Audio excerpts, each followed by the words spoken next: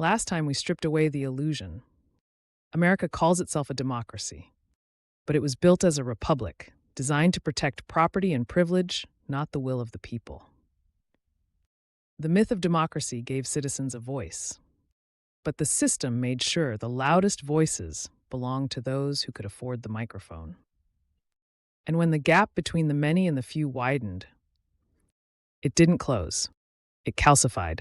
Because when democracy stumbles, something always rushes to fill the void. In Athens, it was foreign conquest.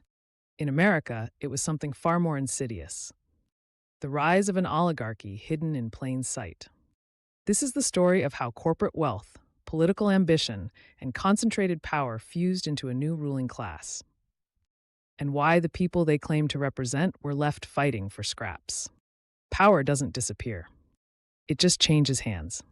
After the Powell Memo went viral across boardrooms in the 1970s, the American political landscape began to shift, quietly, deliberately, and permanently.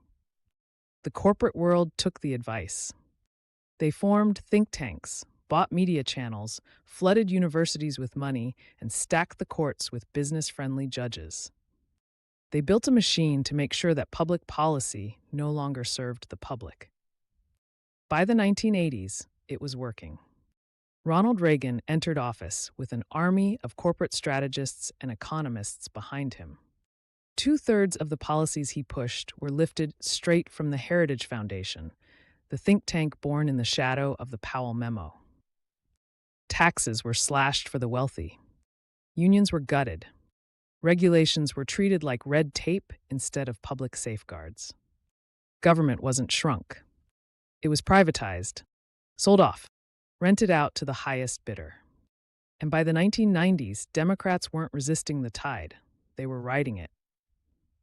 Bill Clinton passed NAFTA, deregulated Wall Street, and signed welfare reform that punished the poor and pleased the rich. Both parties had been brought under the same roof, the donor class. Then came the courts. In 2010, Citizens United opened the floodgates. Corporations were granted the right to spend unlimited money on elections. Not as donors, but as participants, as people, as voices. And if your voice is backed by billions, it's the only one that gets heard. By the mid-2010s, American politics had fully morphed into a pay-to-play system. Political campaigns became corporate investments. Lobbyists outnumbered lawmakers. And billionaires stopped just buying influence. They began installing candidates outright. The Koch brothers funneled hundreds of millions into state elections. Sheldon Adelson wrote 8-figure checks to pick presidents. And tech oligarchs quietly flooded Washington with their own hand-picked staffers and regulatory shields. Google alone cycled over 250 of its employees through federal agencies during the Obama years.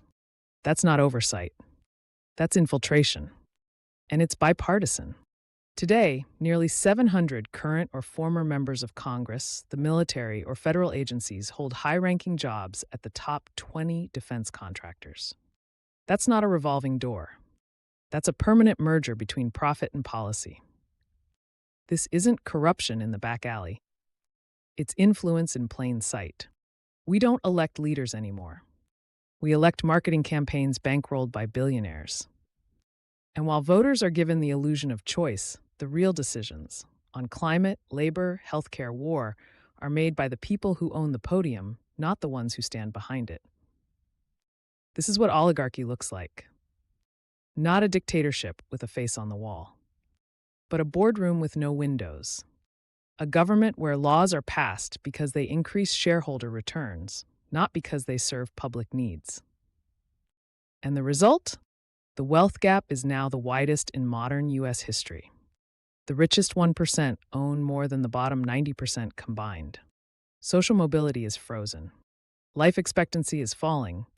Trust in government has collapsed. And still, the system calls itself a democracy, because it knows we're too distracted, too divided, or too exhausted to challenge it. We are told to believe in freedom, while the institutions built to protect it are being hollowed out by the very people who claim to defend them. The founders feared monarchy.